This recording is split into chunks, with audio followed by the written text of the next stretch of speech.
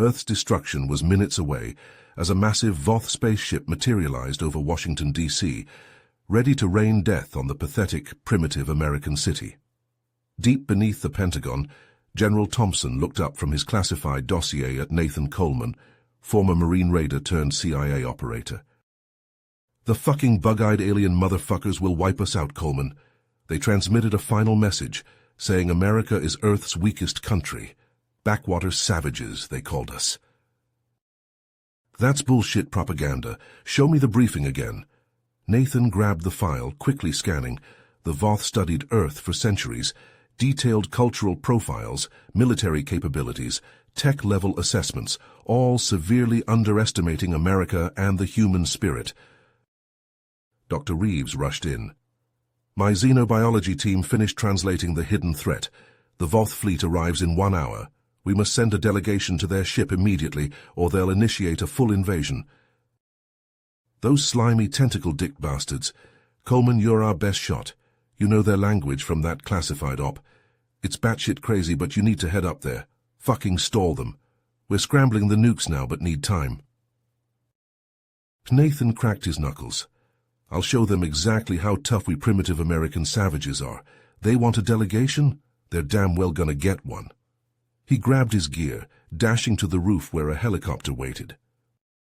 Earth's survival depended on him knocking the Voth's arrogance down a fucking notch, fast. As the chopper soared towards the contact site, Nathan reviewed his alien negotiation training, searching for any psychological edge. His mind raced with visceral images of tentacled Voth soldiers marching through the burning ruins of American cities, of innocent humans herded into slave labor camps, of all he held dear being subjugated under the cruel yoke of alien tyranny. He'd die before he let that happen. The Voth would soon realize their grave mistake. This meeting would be their first and last act of aggression against the mighty United States. Coleman would make damn sure of that. Nathan stepped out of the helicopter onto the sun-baked tarmac of the secluded Nevada military base. The roar of the rotor blades faded as he strode toward the small reception committee awaiting his arrival. Dr. Reeves stood with a tablet in hand, no doubt ready to offer her keen scientific insights into the Voth's technology.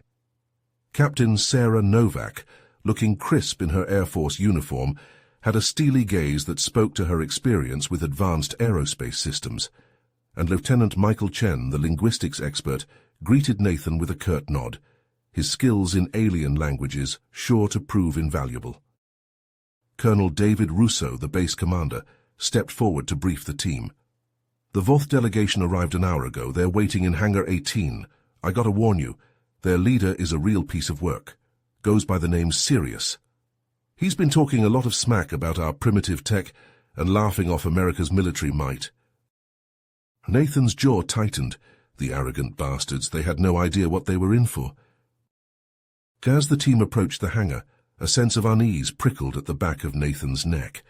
Strange, pulsating lights seeped out from beneath the heavy metal door, casting an eerie glow across the ground. With a deep breath, Nathan gripped the handle and pulled the door open, leading his team inside. The sight that greeted them stopped Nathan cold. A dozen towering Voth warriors stood in a semicircle, each one at least 8 feet tall. Their bodies were encased in sleek, advanced exoskeletal armor that made them look like something out of a science fiction nightmare. And in the center of the group stood Sirius himself. The Voth leader had piercing yellow eyes that seemed to bore right through Nathan's skull. His mere presence was imposing, radiating an aura of raw power and unbridled superiority. Sirius opened his mouth and began to speak in a harsh, guttural language that sounded like shards of glass scraping against metal. Lieutenant Chen listened intently, his brow furrowed in concentration. After a moment, Chen turned to the team, his face pale. He says we must surrender immediately. The Voth have apparently infiltrated our key institutions and have the ability to cripple our infrastructure with a single command." Nathan's heart hammered in his chest as the gravity of the situation sank in. This was no negotiation. It was a trap. The Voth thought they could just waltz in and demand America's capitulation? They had no fucking clue who they were dealing with. The United States would never bend the knee to these alien scumbags. Adrenaline surged through Nathan's veins. He had to find a way to turn the tables, and fast. The fate of his nation, and perhaps the entire world, hung in the balance. Nathan's eyes darted from Sirius to his team, a plan rapidly forming in his mind. He knew they had to act fast, before the Voth leader could make good on his threats. With a subtle hand gesture, he signaled to Dr. Reeves, Captain Novak, and Lieutenant Chen to be ready for anything. As Sirius droned on about the supposed superiority of the Voth and the inevitability of Earth's surrender, Dr. Reeves discreetly aimed a small, concealed device at the alien warriors. The device, a highly advanced scanner of her own design, analyzed the composition and structure of their exoskeletal armor. Within seconds, a wealth of data flooded the device's screen, and Dr. Reeves's eyes widened in surprise. "Their armor," she whispered urgently, her voice barely audible over Sirius's monologue. "It's vulnerable to a specific frequency of electromagnetic radiation." Nathan, Captain Novak, and Lieutenant Chen exchanged glances, their special contact lenses allowing them to communicate silently. A plan began to take shape, each team member's unique skills and knowledge coming into play. Captain Novak reached into her pocket and withdrew a small, innocuous-looking device. She stepped forward, interrupting Sirius mid-sentence.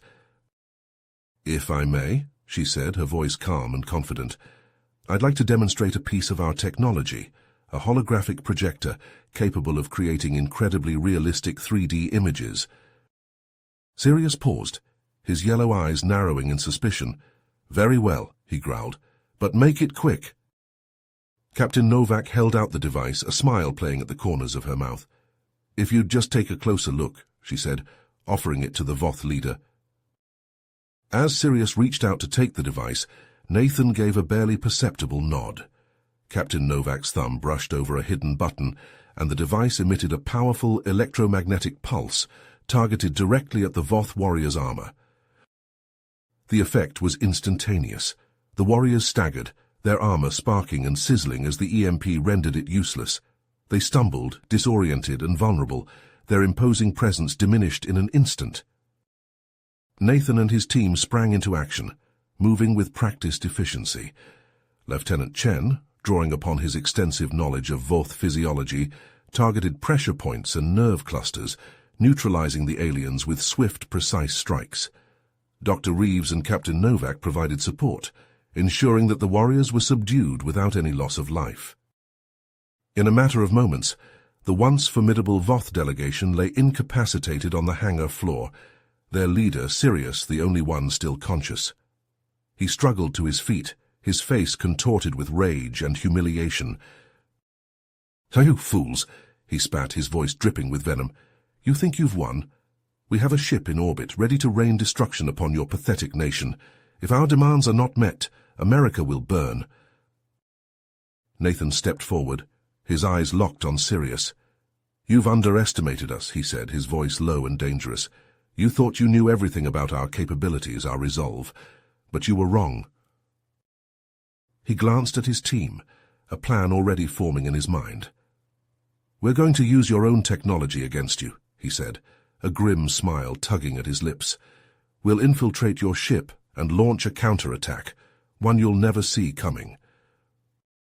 Sirius's eyes widened in disbelief, the realization of his miscalculation dawning upon him. The Voth had come to Earth expecting an easy victory, a swift subjugation of a primitive species. But as he stared into the determined faces of Nathan and his team, he began to understand the true depth of human resourcefulness and determination. The battle for Earth was far from over, and the Voth were about to learn the hard way what it meant to underestimate the United States of America. Nathan motioned for Dr. Reeves to come closer. She pulled a sleek metallic device from her pocket, a miniature replica of the Voth teleportation system. She had reverse-engineered it from the disabled exoskeletons in mere minutes. "I've synced it to their ship's frequency," Dr. Reeves whispered, handing it to Nathan. "But there's only enough power for one jump." Nathan nodded grimly, knowing the immense risk. He slipped into a Voth exoskeleton, the alien armor conforming to his body. With a deep breath, he activated the teleporter. Reality warped and twisted, colors inverted, gravity lost meaning. Then, in a flash of blinding light, Nathan materialized aboard the Voth ship. The air was thick and stale, tinged with an acrid chemical scent. Eerie shadows danced across the walls, cast by pulsating bioluminescent tubes. The ship was alive, a monstrous fusion of organic tissue and cold metal. Nathan moved cautiously through the dimly lit corridors, his armor's HUD flickering with incomprehensible alien script. The ship was eerily quiet, most of the Voth warriors having already deployed to Earth. Rounding a corner, Nathan froze. Ahead, a lone Voth technician stood hunched over a glowing console, monitoring Earth transmissions. Nathan's heart raced. Discovery meant certain death.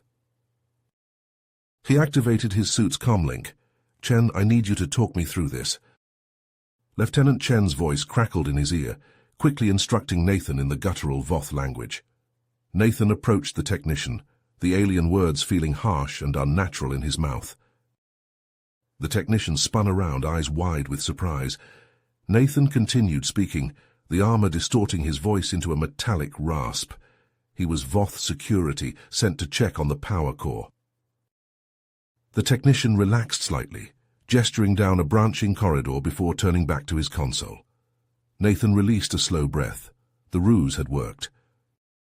He hurried down the corridor, following the twisting path deeper into the bowels of the ship. The walls pulsed with an unsettling organic rhythm, like the beating of some monstrous heart. Finally, he reached a massive sealed door, etched with glowing Voth runes. Beyond lay the ship's main power core, a roiling mass of exotic dark energy. If he could trigger an overload, the entire ship would be crippled. Nathan reached for the door controls, his armored hand shaking slightly. This was it, Earth's last hope. Suddenly, an ear-splitting alarm tore through the ship. Red light flooded the corridor. Nathan's blood ran cold. They knew he was here. He slammed his fist against the door controls, sparks flying from the alien mechanism. The door shuddered and began to open, agonizingly slow. Heavy footsteps thundered behind him. Nathan spun, his heart stopping. A heavily armed squad of Voth warriors charged towards him, weapons aimed. At their head was Sirius himself, eyes burning with primal rage. Nathan dove through the opening door, energy bolts sizzling past his head. Emergency blast shields started slamming shut. He rolled to his feet, finding himself face to face with the pulsating power core. The Voth warriors pounded against the sealed door, the metal buckling beneath their inhuman strength. Nathan had seconds at most. He sprinted to the core housing, tearing off an access panel with desperate strength. A tangled mass of pulsing conduits and flickering crystals greeted him. He had no idea what to do. "Reeves!" he screamed into his comm. "How the hell do I blow this thing?" Dr. Reeves's voice was tense, almost lost in a burst of static. "The central crystal matrix. Fracture the housing. It'll trigger a chain reaction." Nathan ripped a jagged metal shard from his armor and raised it high. The door exploded inward, Voth warriors pouring into the chamber. Sirius leveled his weapon at Nathan's head. "You've lost, human," the alien warlord snarled. "Earth will burn." Nathan locked eyes with Sirius, a deep burning rage taking hold.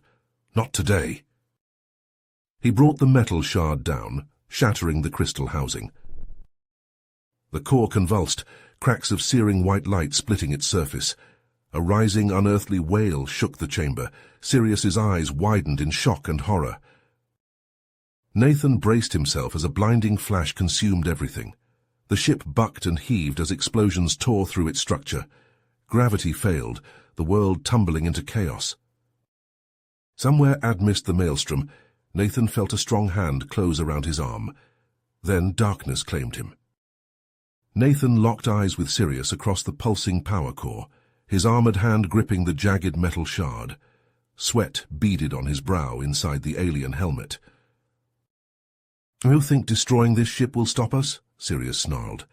"We are Legion. Earth is ripe for conquest. You don't know shit about Earth, Nathan spat back, edging closer to the core. And you sure as hell don't know America. We'll fight to our last breath before bowing to you Voth scum. As Nathan kept Sirius talking, Dr. Reeves and Captain Novak worked feverishly at the core control console. Lines of alien script flashing across the screen.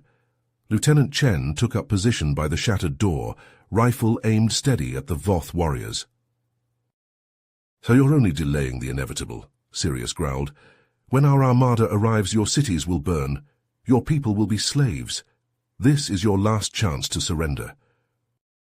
Fuck you, Nathan said coldly. America will never surrender. Sirius roared in anger. Kill them! The Voth charged forward, energy weapons blazing. Chen opened fire, the air filling with the stench of ozone and seared flesh. Reeves looked up from the console, eyes wide. It's going critical.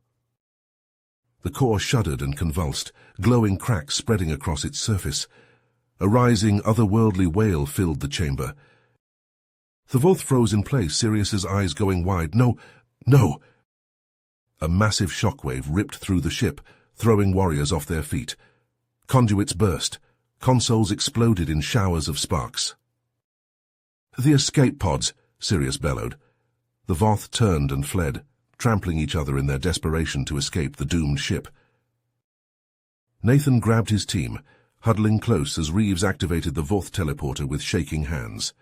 The device hummed, reality twisting around them. And they were back on Earth, sprawled on the desert sand, gasping for breath. High above, the Voth ship convulsed in its death throes, spewing gouts of flame. With a final soundless detonation, the ship exploded in a blinding flash that turned night to day. Fiery debris rained down, streaking across the sky like hellish meteors. Cheers erupted around the world as news spread of the Voth's defeat. Crowds poured into the streets, waving American flags, chanting, USA, USA. The president declared it a new national holiday, Victory Day. But as Nathan watched the celebrations on TV from his hospital bed, he couldn't shake a chilling sense of unease. Something still didn't feel right. That night, the nightmares began. Hideous visions of a sky darkened by Voth ships, of bug-eyed horrors marching through American cities, of monuments crumbling and oceans boiling. He woke shaking and soaked with icy sweat. Over the next days, a horrifying picture began to emerge. Analysts found references in the Voth databanks to a forge, a colossal fleet of conquest, lurking at the edge of the solar system. The ship they destroyed had only been an exploratory vessel. A scout. And Sirius was still alive. Intercepted transmissions showed him conferring with shadowy figures at the highest levels of power. Somehow he had survived. Somehow he was subverting America from within, weakening it for the coming invasion. As a manhunt began for the alien infiltrator, Nathan knew there was only one person Sirius would be coming for. Him. He had to disappear, had to find a way to stop the invasion before all was lost. Nathan limped out of the hospital, vanishing into the night, leaving everything behind. His career, his identity, his life. He had sacrificed everything for his country, and it still hadn't been enough. The Voth were coming, and he was the only one who knew the terrible truth. In the darkness of space, a vast armada slid silently into the solar system, blotting out the stars. The forge had arrived, and Earth had no idea what was about to hit it. The nightmare was only just beginning. You have reached the end of the story. If you enjoyed this story and want to support us, please leave a like and subscribe to our channel, and for every comment that says 88, I will heart every single one of them. Thank you for your time.